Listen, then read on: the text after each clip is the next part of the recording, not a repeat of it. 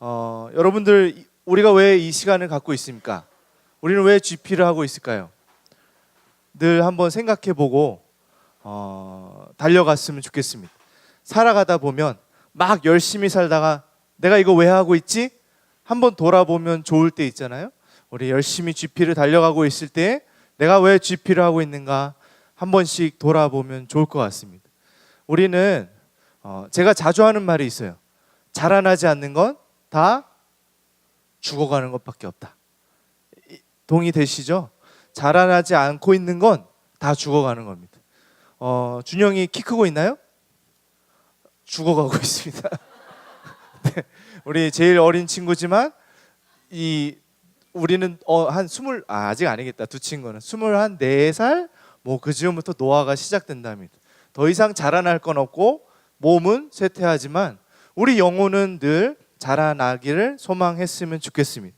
그리고 우리 목회자들이 성도님들 삶도 들여다보고 또 대화도 나누다 보면서 너무 훌륭하지만 그래도 이것으로 족할 수 없는데 라는 마음이 들 때 있잖아요. 내 삶을 들여다봐도 이것으로 족할 수는 없는데 라는 마음이 들 때에 무엇을 해라, 무엇을 하지 마라, 이거는 종교입니다. 이거 하세요, 이렇게 하세요, 이렇게 하면 안 돼요 라고 말하는 건 종교입니다. 그러나 여러분들에게 하나님을 보여드리고 함께 하나님을 나누고 말씀을 보여드리면서 하나님의 뜻을 전달하는 것은 우리가 하나님 앞에 서는 복된 시간이 될 것이죠. 그렇기 때문에 우리가 성도님들 만나기를 기뻐하고 때로는 여러 가지 조언도 해드릴 수 있지만 그 시간보다 말씀 앞에 함께 서는 이 시간이 여러분들을 향한 우리의 가장 핵심적인 목회의 시간입니다. 그렇기 때문에 이 시간을 통해 우리가 함께 자라나는 복된 시간이 되었으면 좋겠습니다. 아멘? 네, 좋습니다. 그러면 잠깐 생각하는 질문으로 오늘의 내용을 들어가 보겠습니다. 요새 내가 푹 빠져 있는 것은 무엇입니까? 정말 이거 아니면 나는 안 돼. 내 삶에 이게 지금 제일 중요한 것 같아. 아니면 내가 뭔가 이루지 못한 나의 어떤 것 때문에 이것만 이루면 될 텐데, 이것만 있으면 될 텐데 라고 생각해서 좀 집착하게도 되고 열심히 하게도 되고 그런 부분들이 있지 않으신가요? 다 그런 게 있죠. 뭐 저도 이렇게 순간적으로 얼마나 기냐 마냐 뭐 이런 건 또 다르겠지만 내가 이게 꽂혀서 지내는 것이 있죠. 자, 오늘 저희가 나누는 내용이 대충 어떤 것인지 감이 오실 겁니다. 그렇죠? 우리가 오늘 제목이 무엇인가요? 구속자 하나님께 맞서다. 굉장히 강렬한 제목 아닙니까? 구속자 하나님께 맞서다. 오늘 나오는 출애굽기의 내용은 성경에서 이토록 강렬하게 하나님께 대항하는 경우가 흔치 않습니다. 하나님의 백성들이 하나님을 향해 이토록 분명하게 대항하는 경우가 흔치 않은데 오늘 그 내용을 통해서 우리의 모습도 되돌아보며 우리가 가지고 돌아가야 될 마음이 무엇인지도 생각해 보겠습니다. 자, 첫 번째, 우상 숭배는 무엇을 왜곡할까요? 자, 누가 그러셨죠? 네, 예배 맞습니다. 참 예배를 왜곡합니다. 우상 숭배는 참 예배를 왜곡합니다. 예배가 뭐라 그랬죠? 정은 자매님 혹시 기억나나요? 예배 안 나요? 네, 제가 영의 양식을 충분히 못 먹였습니다. 자, 예배 기억나시는 분? 리액션. 좋습니다. 멋있는 발음으로 하나님께 반응하는 거죠. 하나님께 반응하는 건데 하나님을 왜곡시켜 버리니까 우상을 숭배한다고 하나님을 왜곡시키니까 예배가 왜곡되기 시작하겠죠. 그렇죠? 자, 오늘의 내용, 출애굽기의 내용은 어떤 내용이냐면 모세가 율법을 받으러 하나님의 언약을 받으러 어디에 올라갔어요? 그렇죠? 지금 광야 생활을 하는 이 이스라엘 백성들을 끌고 광야를 여기저기 다니다가 이제 하나님이 모세를 부르십니다. 모세야, 내가 너희 백성에게 내 언약을, 내가 너희를 구원하겠다는 약속을, 나의 말씀을 너희에게 줄 거야. 그러니 모세 너 시내산으로 올라와 라고 하고 시내산에 모세가 홀로 올라갑니다. 모세가 그곳에서 하나님과의 아주 친밀한 시간을 보내고 있을 때 민족을 대표해서, 우리를 대표해서 모세가 올라가 있을 때 어떤 일들이 일어났을까요? 어떻게 보면 이 민족의 가장 은혜의 때입니다. 하나님께서 이 민족을 특별하게 여기셔서 이 민족의 대표인 모세를 불러 언약의 말씀을 주시겠다고 하는 이 가장 은혜의 때에 은혜 입은 백성들이 하는 짓거리를 한번 보겠습니다. 말씀 같이 읽어보겠습니다. 1절부터 5절인데 우리 형제 자매 한번 교독하겠습니다. 자, 형제부터 시작. 백성이 모세가 산에서 내려옴이 더딤을 보고 모여 백성이 아론에게 이르러 말하되 일어나라, 우리를 위하여 우리를 인도할 신을 만들라. 이 모세 곧 우리를 애굽 땅에서 인도하여 낸 사람은 어찌 되었는지 알지 못함이니라.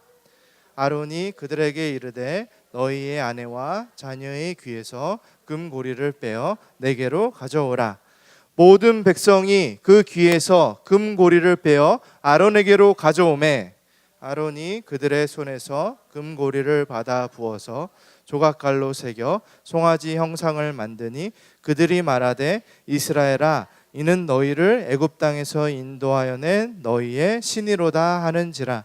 아론이 보고 그 앞에 제단을 쌓고 이에 아론이 공포하여 이르되 내일은 여호와의 절일이니라 하니. 여러분들 지금 무슨 일이 일어났습니까? 모세가 언약을 받으러 올라간 그 사이에 이 이스라엘 백성들이 무슨 일을 하고 있어요? 우상을 만들고 우상을 예배하고 있습니다. 지금 굉장히 심각한 일이 민족 안에, 공동체 안에 일어나기 시작했습니다. 이 이야기를 통해 우리가 보아야 할 것은 하나님을 왜곡시키는 것이 얼마나 위험한 일인지, 하나님의 예배가 왜곡되는 것이 얼마나 위험한 일인지도 알아야 되지만, 조금 더 긍정적인 방향으로 생각한다면 하나님을 바로 아는 것이 얼마나 중요한지 또한 우리는 함께 살펴보아야 할 것입니다. 여러분들 우상 숭배에 관한 두 가지 말이 있는데, 인용해 온 것이 있는데, 먼저 앤드리안 로저스는 이렇게 말했습니다. 당신이 하나님보다 좀 더 사랑하고 좀 더 경외하고 좀 더 섬기고 좀 더 가치 있게 여기는 모든 것이 당신의 우상입니다. 하나님이 1순위가 되지 않을 때 1순위가 되는 그 어떤 것도 우상이라는 것이죠. 자, 어거스틴이 말한 거 굉장히 흥미롭습니다. 우상 숭배란 이용해야 할 대상을 예배하고 마땅히 예배받아야 할 대상을 이용하는 것입니다. 두 가지 다 심각한 문제죠.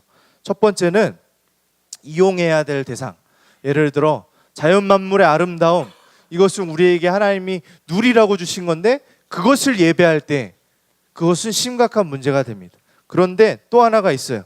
하나님을, 예배해야 할 하나님을 이용하기 시작하는 것, 이것 또한 우상 숭배라고 어거스틴이 말했습니다. 여러분들 동의가 되시나요?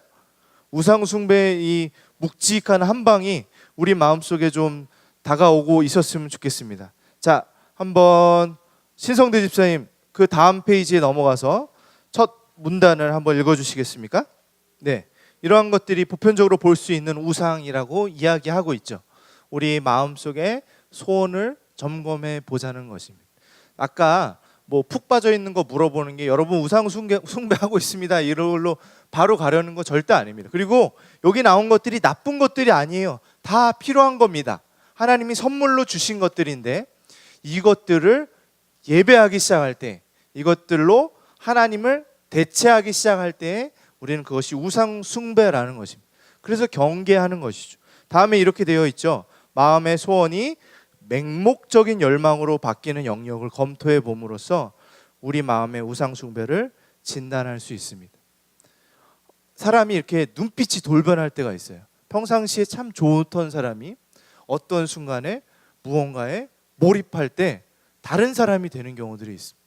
그리고 그것이 정말 좀 집착하는 경우들도 되고, 그리고 그것에서 자유롭지 못하는 경우들을 많이 보게 됩니다.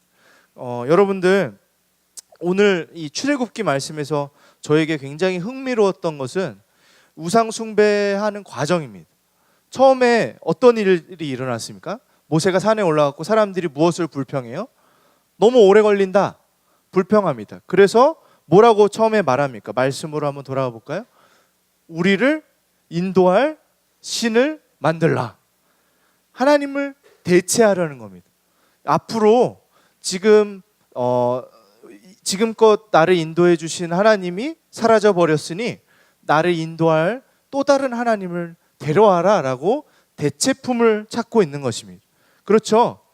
그 다음에 재밌는 건 이 모세의 형인 아론이 하는 행동입니다. 금을 갖고 와라 라고 하면서 금송아지를 만들어 놓고 이 금송아지를 향해 뭐라고 부릅니까?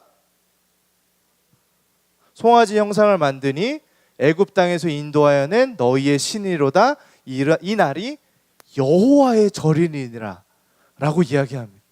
이 송아지가 우리를 인도하던 여호와 하나님이다 라고 이야기하고 있어요. 그 이야기 속에 두 가지 모습이 보이는데, 대체품을 만드는 것, 진짜를 축소시키고 제한시키고 왜곡시키고 있다는 것입니다. 그렇죠? 아니, 이 송아지, 방금 사람들이 금을 가져다 만든 이 송아지가 하나님이십니까? 그렇지 않죠. 사람이 만든 것을 가지고 하나님이라고 이해하고 있습니다. 이 우상숭배 무서운 이야기를 들으며 갑자기 비가 쏟아지기 시작했습니다. 네, 비가 막 쏟아집니다. 시원하게 내려서 이 땅의 가뭄이 좀 해갈되었으면 좋겠습니다. 우상숭배의 두 가지 모습이 이해가 되시나요? 여러분들도 하나님 대신에 내가 다른 것이 필요하다고 생각될 때 여러분들 이것은 우상숭배라는 경각심이 좀 있었으면 좋겠습니다. 두 번째로는 내가 하나님을 그냥 이런 하나님이야 라고 내 마음속으로 축소하고 제한시키고 왜곡시켜서 이해할 때 또 다른 우상숭배를 하고 있다는 것을 이해했으면 좋겠습니다. 예배는 내가 원하는 대로 하는 것이 아닙니다. 바로 하나님, 예배 받으시는 그 하나님을 향해서 하는 것이죠. 그렇기 때문에 사람들이 하나님을 가지고 이렇게 재단하고 바꿔버리는 것은 내 입맛에 맞추려고 하기 때문입니다. 동의가 되시는지 모르겠습니다. 여러분들이 돌봄교회에 굉장히 건강한 예배들을 드리고 있어 아쉬움이 없을지 모르지만 우리의 예배는 때로는 너무나도 쉽게 이 기독교라는 이름 안에서도 여러 가지 일들이 일어날 수 있습니다. 인간의 행복이 우리의 가장 중요한 것입니다. 그렇게 예배하는 곳이 있어요. 그리고 뭐랄까, 하나님은 그냥 이 정도의 하나님입니다 라고 오해하며 하나님을 왜곡시키는 일들이 교회에서도 충분히 일어날 수 있습니다. 교회에서도 일어날 수 있다면 각 개인의 성도의 신앙 안에, 제 안에 충분히 일어날 수 있는 일들이겠죠. 근데 이것이 가볍게 우리가 지금 농담처럼도 얘기했지만 내가 정말 사랑하는 것이 하나님을 대체하는 것이 될 수 있다는 것은 무서운 이야기입니다. 내가 어느 순간에 내가 좋아하던 것이 나로 하여금 나를 죽게 하는 내용이 된다는 것입니다. 내가 이게 좋다고 생각했는데 나는 이거 정말 나쁘다고 생각하지 않았는데 그것을 너무 집착하고 매진하다가 어느 순간에 하나님을 밀어내고 나의 가장 소중하게 여기던 것, 나의 마음에 가장 컸던 그 소원을 올려놓는 순간 우상이 된다는 것, 정말 무서운 이야기입니다. 여러분들이 이것이 왜 무서운가? 우상숭배는 무엇을 받아 마땅할까요? 정죄받아 마땅하기 때문입니다. 여러분들, 우리는 이런 것들도 우상이 될 수 있습니다 라고 이야기했지만 그것들이 정죄받아 마땅하다는 것입니다. 제가 몇 가지 더 이야기해 볼까요? 도덕, 아까 말했던 이데올로기, 기쁨, 소유하고 소비하는 거, 외모를 가꾸는 거, 여행 가는 거, 로맨틱한 사랑. 그러니까 다들 바람 피는 시대가 돼버렸잖아요.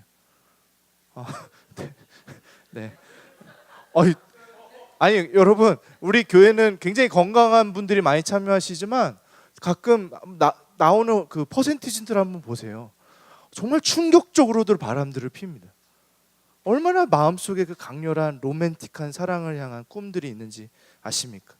내 꿈, 성공, 명예 이런 것들 다 있습니다. 그렇죠? 이런 것들이 정죄받아 마땅하다. 우상 숭배가 될 때. 자, 계속해서 이 출애굽기에 이 시내산 사건 속에 무슨 일이 일어나는지 한번 말씀 한번 보겠습니다. 7절부터 10절입니다. 같이 한번 읽어볼 때 그냥 한 목소리로 읽죠. 시작. 여호와께서 모세에게 이르시되 너는 내려가라. 내가 애굽 땅에서 인도하여 낸 내 백성이 부패하였도다.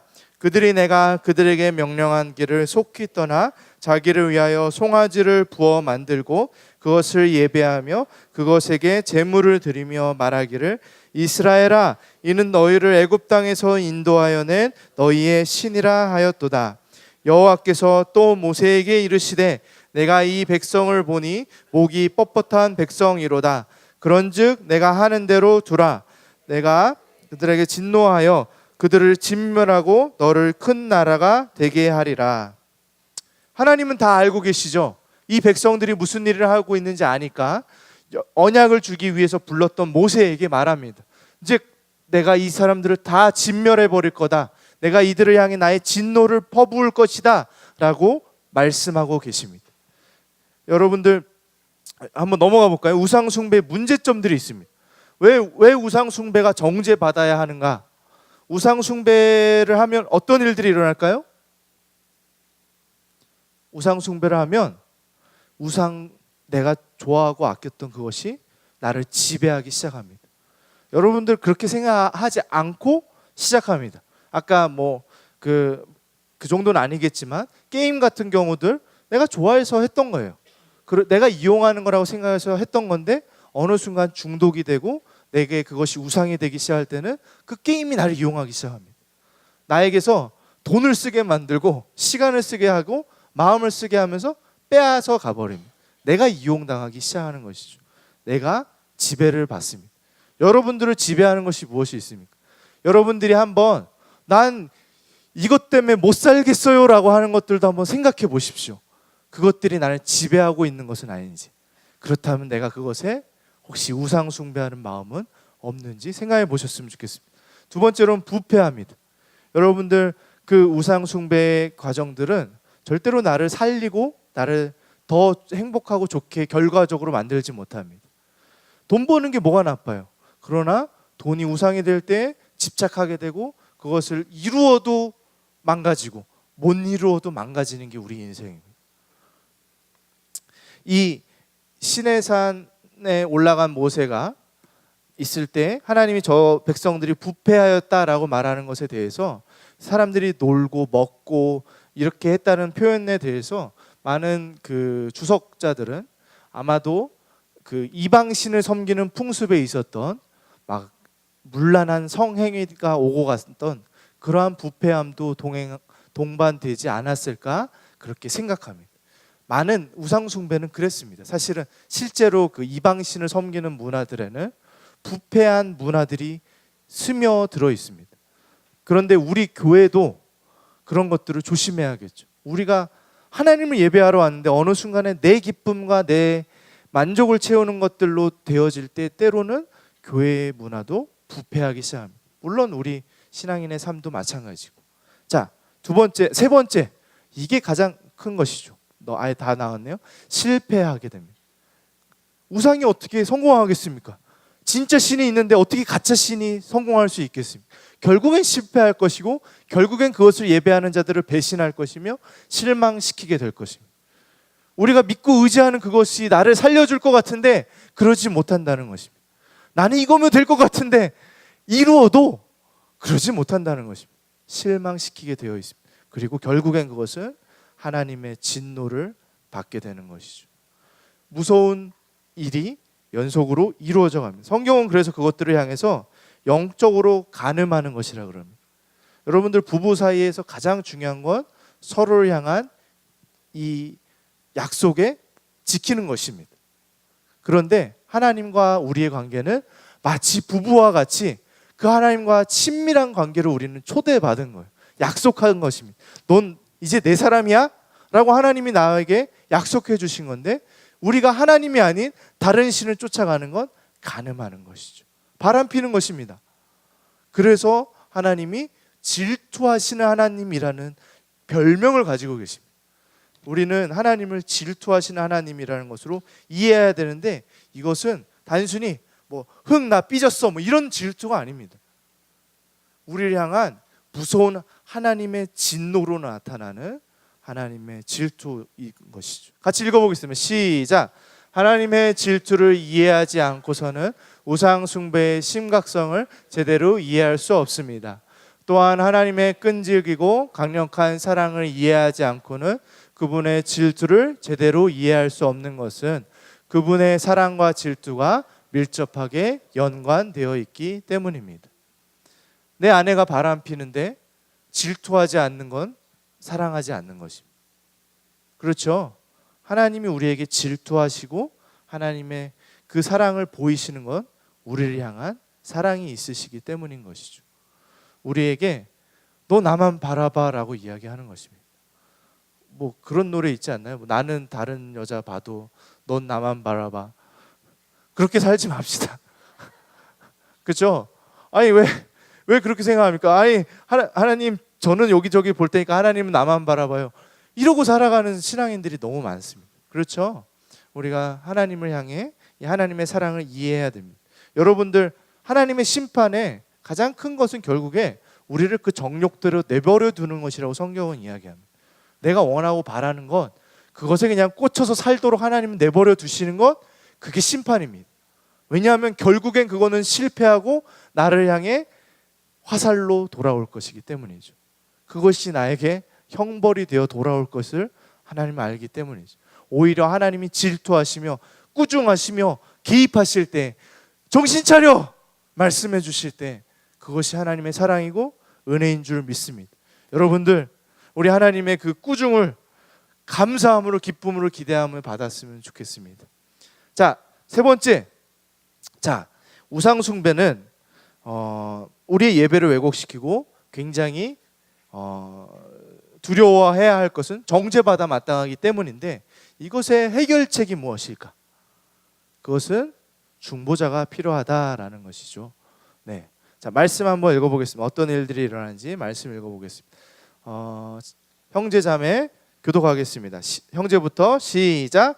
모세가 그의 하나님 여호와께 구하여 이르되 여호와여 어찌하여 그 큰 권능과 강한 손으로 애굽 땅에서 인도하여 내신 주의 백성에게 진노하시나이까? 어찌하여 애굽 사람들이 이르기를 여호와가 자기의 백성을 산에서 죽이고 지면에서는 악한 의도로 인도해 내었다고 말하게 하시려 하나이까? 주의 맹령하란 노를 그치시고 뜻을 돌이키사 주의 백성에게 이 화를 내리지 마옵소서. 주의 종 형제들 시작. 주의 종 아브라함과 이삭과 이스라엘을 기억하소서. 주께서 그들을 위하여 주를 가리켜 맹세하여 이르시기를 내가 너희의 자손을 하늘의 별처럼 많게 하고 내가 허락한 이 온 땅을 너희의 자손에게 주어 영원한 기업이 되게 하리라 하셨나이다. 여호와께서 뜻을 돌이키사 말씀하신 화를 그 백성에게 내리지 아니하시니라.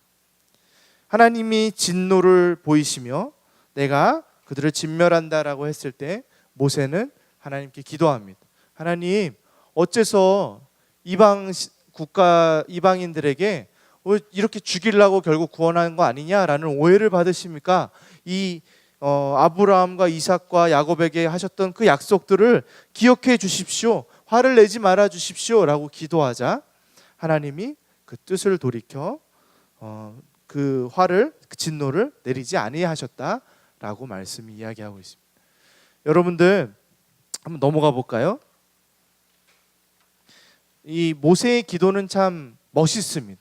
하나님을 잘 아는 자의 기도입니다. 하나님의 권능에 의지해서 기도하고 있고 하나님의 이 지난 그 하나님의 역사하심과 구원과 평판에 대한 것들로 기도하고 있고 하나님이 신실하시다라는 그 성품을 가지고 기도하고 있습니다. 하나님이 누구이신가를 근거로 해서 드려지는 참된 예배를 모세는 지금도 드리고 있습니다. 자, 중보자가 무엇인지 먼저 이해해야겠죠. 적대적인 관계, 특별히 거룩한 하나님과 죄인은 멀어도 너무 먼 거리입니다. 가까워질래야 가까워질 수 없는 이 거리를 화해시키시고 만나게 하시고 함께하게 하시는 중보자가 필요하다는 것이죠. 이해가 되시죠? 여러분들 관계에 어려움이 있을 때 그 관계의 어려움을 해결해 주는 누군가 있다면 그러한 역할, 피스메이커, 이러한 역할을 해야 되는 자가 있는데, 지금 오늘의 말씀에서는 그것이 모세가 그 역할을 하고 있습니다. 하나님, 거룩한 하나님이 그 거룩한 진노하심으로 그 혼내려고 하실 때 이 죄인들의 대표로서 모세가 서서 이 자들을 불쌍히 여겨 주십시오, 하나님의 그 크신 뜻을 기억하여 주십시오라고 기도하는 중보의 역할을 하고 있는 것이죠. 그런데 우리에게 중요한 것은 그것은 예수 그리스도께서 그 역할을 하셨다는 겁니다. 여러분들 우상 숭배의 문제에 있어서 오늘 앞서 이야기한 것들을 생각할 때 내가 그러면 조심해야지 우상 숭배 안 해야지, 이 노력을 이야기하는 것이 아니라는 것입니다. 우리에게 중요한 것은 나의 힘으로 할 수 없는 것을 예수 그리스도께서 해결하셨다는 것입니다. 예수님이 나의 그 죄를 하나님께 가서 말씀하신 것이죠. 내가 이 자들을 위하여 대신 십자가를 지겠습니다. 이 자들을 용서하여 주십시오. 이들이 하는 일을 모릅니다라고 예수 그리스도의 은혜가 우리의 이 우상 숭배의 문제에 있어서의 해결책이라는 것입니다. 한번 넘어가 보겠습니다. 우리가 우상 숭배, 내가 이런 것들에 약하지라는 것들을 아는 것이 나쁘다는 것이 아닙니다. 그러나 나 이거 안 해야지로 해서 될 일이 아니라는 것입니다. 여러분들 자신을 너무 과대평가하지 마십시오. 여러분들 지금부터 10초 동안 코끼리를 생각하지 마십시오. 안 되죠? 그렇게 해서 될 일이 아니라는 겁니다. 여러분들 그 우상 숭배라는 것이 내가 정말 이렇게 안 해야지라는 내 노력으로의 해결책이라면 우리는 하나님 구원자, 중보자가 필요 없는 인생들입니다. 그러나 우리는 하나님의 은혜를 힘입어서 하나님만을 예배하겠다는 그 열망으로 살아가도록 하나님이 우리를 만들어 가신다는 것이죠. 제가 소개하고 싶은 책이 있습니다. 이 관련된 주제를 준비하는데 하나님이 저에게 너무나도 기쁨으로 만나게 하신, 제가 좋아하는 팀 켈러 목사님이 쓰신 내가 만든 신입니다. 우리 인생은 무언가로 자꾸 날 채우려고 합니다. 그러나 그것을 참 하나님으로 돌이키지 않으면 우리는 이 우상 숭배의 굴레에서 벗어날 수 없습니다. 여러분들, 우리가 지금껏 이 출애굽기 내용을 살피면서 얼마나 하나님의 백성들이 넘어지고 방황합니까? 그러나 우리 그 안에서 자꾸 하나님으로 채워가는 것입니다. 하나님 끊임없이 보여주시잖아요. 내가 구원의 하나님이다, 내가 영광의 하나님이다, 내가 너의 하나님이다 라고 보여주고 계신데, 그때 나 이거 안 해야지 저거 안 해야지라는 종교적 노력으로 오늘의 내용을 막 부담감을 안고 나 죄책감에 막 빠져서 돌아가지 마시고, 나는 정말 하나님만 예배하면서 살아가는 사람이 되길 원합니다, 하나님으로 충분한 사람이 되길 원합니다 라는 그 참된 믿음의 소망들이, 소원들이 일어나는 그러한 우리 모든 돌봄교회 성도님들이 되셨으면 좋겠습니다. 제가 좋아하는 찬양 중에 예전에 한번 제가 설교할 때 했었던 찬양이 영어 찬양인데, You can have all this world, 이 세상 모든 것을 가져가도 됩니다, But give me Jesus, 그러나 예수님만은 내게 주십시오. 그런 찬양이 있습니다. 그런 믿음의 고백을 드리는 우리가 되었으면 좋겠습니다. 나 이거 정말 좋아하거든요. 그러나 하나님 가져가셔야 된다면 가져가셔도 됩니다. 그러나 적어도 나에게 예수님은 빼앗지 말아 주십시오 라는 그 마음, 소원들이 우리 안에 있었으면 좋겠어요. 그래서 이따가 속으로 나눌 때 내용이 그겁니다. 나에게 가장 소중하다고 생각했던 것들을 내려놓고 고백하는 것이죠. 그런다고 하나님 다 안 가져가세요. 너무 겁먹지 마십시오. 나 내 딸을 너무 사랑하는데 하나님 내 딸보다 예수님이 더 소중합니다, 그럼 딸 데려가실 것 같나요? 하나님 그런 분 아니십니다. 그러나 우리의 그 믿음의 진정한 믿음의 고백은 기뻐 받으시는 분이십니다. 나에게 난 너무 사랑하고 하나님의 명령대로 사랑하는 나의 존재지만 나는 여전히 하나님이 내게 최우선입니다라는 그 믿음의 고백을 받기를 원하실 것입니다. 그래서 이따가 속으로 그 질문으로 한번 나눠보셨으면 좋겠습니다. 여러분들 저랑 6주 동안 이 내용을 이 출애굽기 전반을 훑어보느라 고생 많으셨습니다.